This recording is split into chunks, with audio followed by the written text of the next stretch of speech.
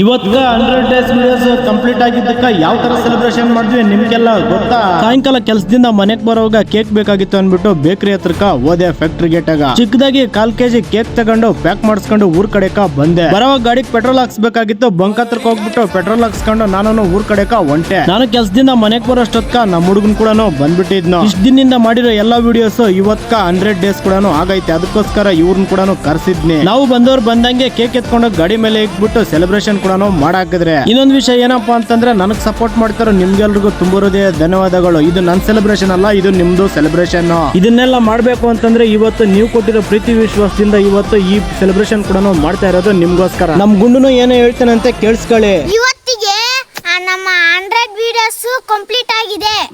ಅದಕ್ಕೋಸ್ಕರ 100 days celebration ಮಾಡ್ತಾ ಇದೀವಿ. ನೀವು ಫಾಲೋ ಮಾಡಿದ್ರೆ ನಾವು ನಿಮ್ ಜೊತೆ ದೊಡ್ಡ ಸೆಲೆಬ್ರೇಷನ್ ಮಾಡ್ತೀವಿ.